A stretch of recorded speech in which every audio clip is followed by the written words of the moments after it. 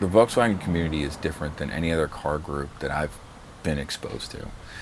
You have two very distinct groups. You have the guys who are there just to drop the car and have the, air ride suspensions. And then you actually have the guys who track it, and they tend to be more data driven. They tend to be a little bit more kind of involved with the group. They like to help each other. I've asked questions on forums and on Facebook and even with friend groups that we've created now over the years. And I get almost immediate answers for really complicated questions. And so for me, that means that I could spend more time in the car and less time trying to figure these things out. They're so much fun to drive. They really are. I think a lot of people kind of undercredit them for that because the car really does handle and feel, I don't want to say more expensive because that's not the real right term for it, but it feels more capable and handles more capably than people give it credit for.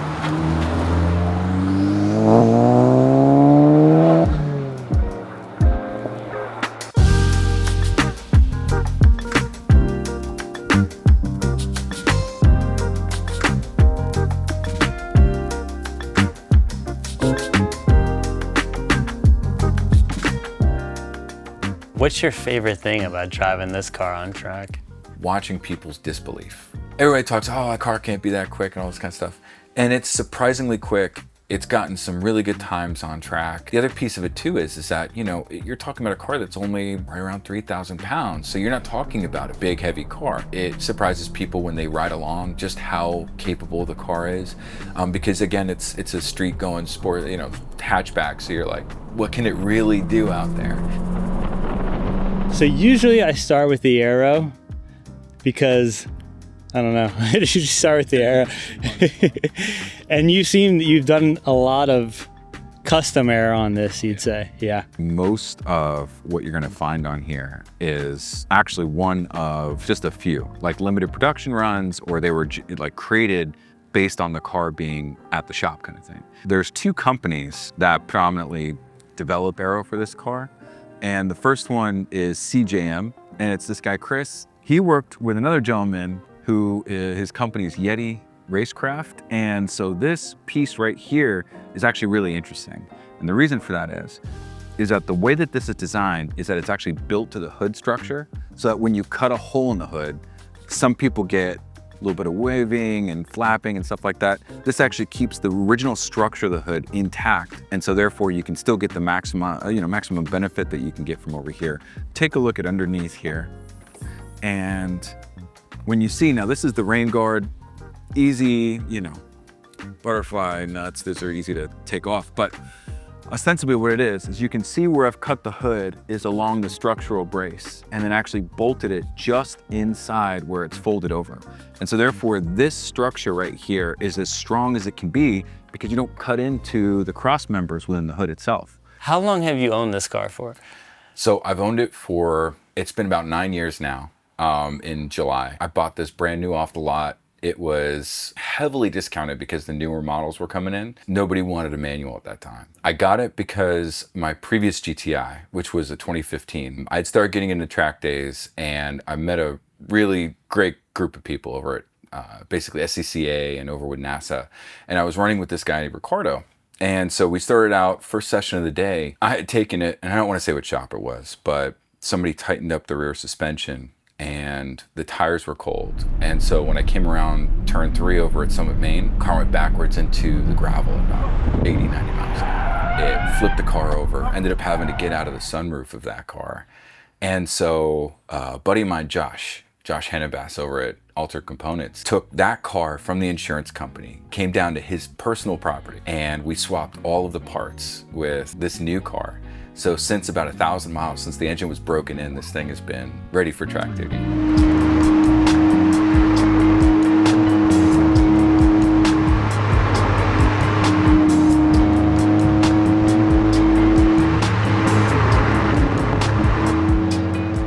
I was over at an event called Festivus. There was a company called Aerofab, and they brought 2 other cars with them. And those 2 cars were coming around Summit Point. They were testing out what was to be the version 1 of what you're seeing here. So it was basically a flat plane. It didn't have the side spats, none of that. And it was a flat plane here in the front which, by the way, connects to another metal plate that sits under here. So it's got a built-in crash plate, but it basically creates a flat plane from here all the way to directly underneath the subframe. And so therefore your first opening is the exhaust port, which basically is a tube that goes straight towards the back. The cool part about a lot of the rear aero is that they actually wind tunnel tested this stuff. They paid to have that wind tunnel tested. So with the version 1, you come back over to the back of the car and the wing, yes, it's huge, and that's on purpose because it sits over the top of where the highest point of the roof is. And that's important because otherwise you're gonna miss all the air coming over top of the car, right? And most of your actual downforce is gonna come towards the sides here. And so that's why they made it so wide, because you actually need to catch the air coming off the side of the car as well. They attached it behind where the third brake light is. And so there's a joint where the hatch connects into the chassis itself. And so they drilled into that piece. This bracket right here connects to that bracket.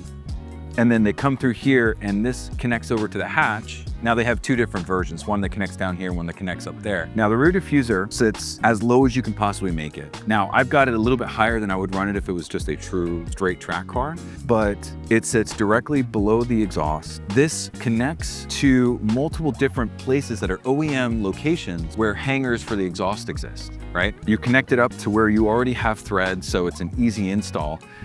But they connect it all the way back to the rear subframe and then even a little bit forward. So now you've got the flat plane from just in front of here all the way to the rear. This basically mates up to it at an angle, so the air then catches it and goes underneath. Now, one question is, does that create lift? There's a gap in between these two. And the actual angle is as close to the ground as possible, so as little air gets underneath there as possible. So you don't create lift in the same capacity that you would, say, with a wing. So what motor do you currently have in this? It's an E888 Gen 3. It's got a HPA turbo, so it's a IS38 OEM Plus. Not a hybrid in the sense that it was built for power, but more for reliability. It's been great. I've actually never had issues with this particular turbo. Before I had an oiling issue that caused some failures, but the guys over at HPA are amazing. They worked with me, we figured out what the issue was, same with the guys over at Alter Components, and this turbo that's been on here, I've been tracking that turbo now for 5 years. Never had any issues. It's running a United Motorsports custom tune on it as well, so it's not running stock power. I think we're sitting anywhere from 370 to around 400, depending on how much boost you put behind it. The torque is where it's really fun because you get about 380 to 412 in this thing. Now, that's the top of the fueling. I absolutely run out of fuel at that point, and it's really not good to run it like that. So on track spec, it's probably in the high threes for both as far as the power is concerned. Now I notice you have Porsche brakes. Yes. Funny part is you'll notice the calipers are actually mismatched color. So you have red calipers that are factory calipers in the rear, and those actually are big enough and stout enough that they didn't overheat. But in the front, I have the Porsche calipers that are from a Macan base level. So it's a 4-piston aluminum caliper. Everybody asks why I didn't go for a 6. Realistically, the reason being is that the 4-piston cooled well enough and actually broke hard enough, and the seals lasted long enough that we were able to work these for daily driving. It's really cheap because it's the same caliper that's used in the STI. It's the same caliper that's used in the Evo. I mean, it's a Brembo caliper that's very, very commonly used. And so the brake pads are nice and affordable. You can go out and do multiple track days. You're not gonna break the bank on this one. And another fun feature about it is bolt-on. So I can use a Porsche caliper on this with a 17-inch wheel, because that was an important one for me. I wanted a smaller, lighter weight wheel that I could throw on a wider tire onto. And so this was just an easy button for me to be able to do that.